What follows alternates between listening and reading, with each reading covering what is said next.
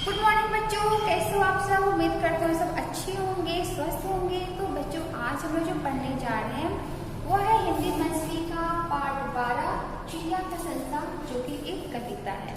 ठीक है, तो आज हम लोग क्या पढ़ने जा रहे हैं, कविता चिड़िया का संसार। तो आप लोग अपना बुक निकालिए और पाठ 12 देखिए, चिड़िया का संसार, पेज नंबर 67। प्रस्तुत कविता में कवि ने चिड़िया के संपूर्ण जीवन का वर्णन करते हुए चिड़िया द्वारा संसार देखने का अद्भुत वर्णन किया है।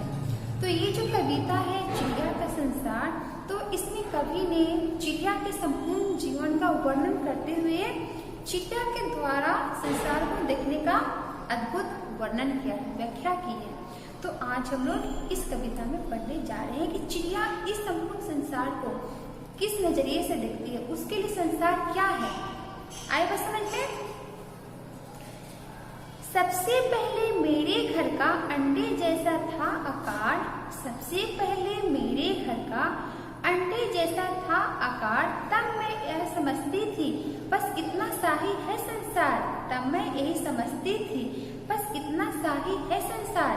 तो चिड़िया के माध्यम से कवि क्या बोलना चाहते हैं कि सबसे पहले चिड़िया का जो घर था, यानी चिड़िया का जो घोंसला था, वह अंडे के आकार जैसा था, अंडे की बनावट जैसी थी। तब चिड़िया यह समझती थी कि इतना ही संसार है, इसके बाहर कुछ नहीं है, यही क्या है, यही संसार है। ठीक है, जैसे आप लोग जानते हैं जो जहाँ रहता है उसको बस लगता है कि बस इतना ही संसार है, इसके बाहर की दुनिया कुछ नहीं है। ठीक है, जैसे बहुत से लोग होते हैं जो आपका गांव में रहते हैं, इससे बाहर भी कभी किसी शहर नहीं गए, कहीं दूसरी जगह नहीं गए, तो उनको क्या लगता है कि बस इतनी ही दुनिया है, यही संसार है। ठीक है, तो वैसे ही जो चिड़िया थी, तो उसका जो पहला जो घोंसला था, उसका जो घर था, वह अंडे की बनावट जैसा था, अंडे का आकार जैसा था, जिससे लगता था कि यही संसार है। आए बस समझ में।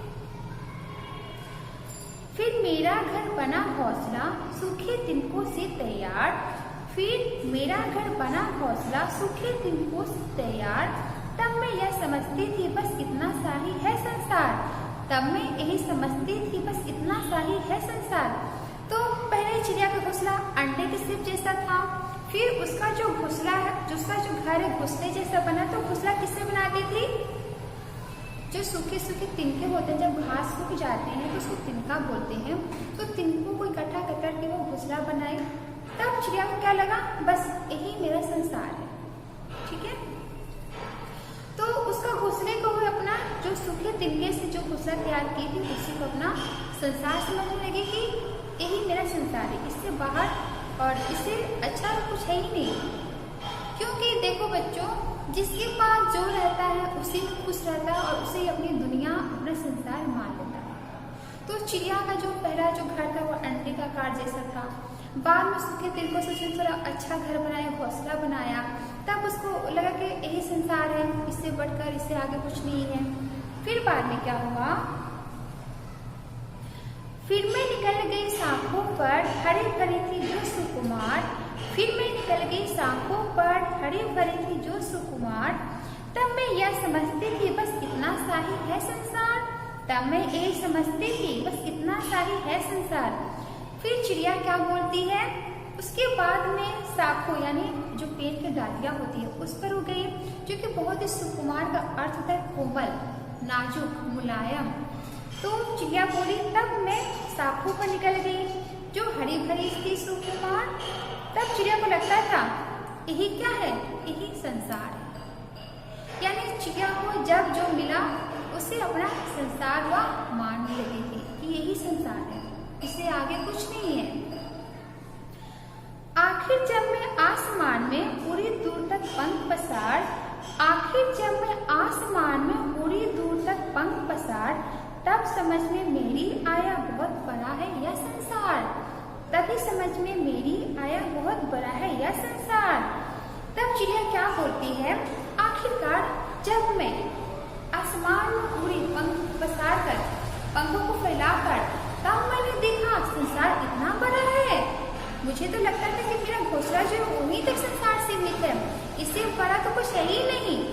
तो चिड़िया बाद में क्या बोलती है कि जब मैंने आसमान में उड़ना सीखा, जब मैंने अपने पंखों को फैलाकर उड़कर देखा तो मैंने क्या देखा, ये जो संसार है, ये जो दुनिया है वह बहुत ही बड़ा है और छोटा सा नहीं है। तो इस जो कविता में कवि ने चिड़िया के माध्यम से उसको संसार उसने कैसे देखा इसमें बताया गया है। तो चिड़िया को जब उसका जो घर था अंडे जैसा था तो उसको लगा पहले कि यही मेरा संसार है, ठीक है।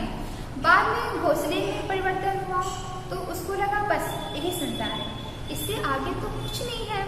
फिर शाखों पर डालियों पर गई तो लगा हाँ यही संसार है। फिर लास्ट में अंत में क्या होता है, जब चिड़िया आसमान में उड़ती है तब उसको जाकर समझ में आता है कि नहीं, संसार से घोंसले तक ही नहीं सीमित है, शाखों या डालियों तक ही नहीं सीमित है, संसार बहुत बड़ा है, ठीक है। तो वैसे ही होता है जब आप जहाँ रहते हैं उसे ही अपना संसार मान लेते हैं कि हाँ बस यही तक संसार क्या है, सीमित है। तो वैसे ही जैसे मैं आप लोगों को बोली कि कोई इंसान यदि आपका बिहार में रहता है, वह कभी बाहर नहीं गया तो उसको क्या लगता है, बस यही तक संसार है, यही संसार है। जब वो बाहर जाने लगता है, जब मान लीजिए किसी दूसरे शहर में गया, आपका मुंबई गया, दिल्ली गया, तो वहाँ जाकर देखा तो उसको समझ में आया कि नहीं, इससे भी बेहतर क्या है, दुनिया है।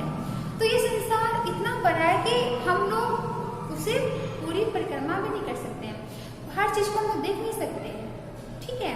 तो इस कविता को आपको ध्यान से पढ़ना है और कहीं भी कोई डाउट हो तो आपको भी मुझसे पूछना है, आए बस समझ में। और इसे आपको याद करना है और अपने कॉपी में भी इसे लिखना है। तो इस कविता के जो कवि हुआ है निरंकार देव सेवक, जो उन्होंने इस कविता के माध्यम से चिड़िया के द्वारा संसार देखने का अद्भुत वर्णन किया कि चिड़िया इस संसार को कैसे देखती थी, ठीक है। इसमें जो शब्दार्थ दिए गए हैं, आकार का अर्थ होता है आकृति। तो पहले चिड़िया का जो घर था अंडे की आकृति की जैसी थी, ठीक है। शाखा का अर्थ होता है डाली, सुकुमार का अर्थ होता है कोमल मुलायम, संसार का अर्थ होता है दुनिया, पंख पसार का अर्थ होता है पंख फैलाकर। तो आप लोग कविता याद कीजिएगा, उसे अपनी कॉपी में लिखिएगा, शब्दार्थ भी याद करने हैं और इसमें जो अभ्यास कर रहे हैं आप लोग खुद से कोशिश कीजिएगा, जो नहीं होगा उससे हम लोग क्लास में सॉल्व करेंगे।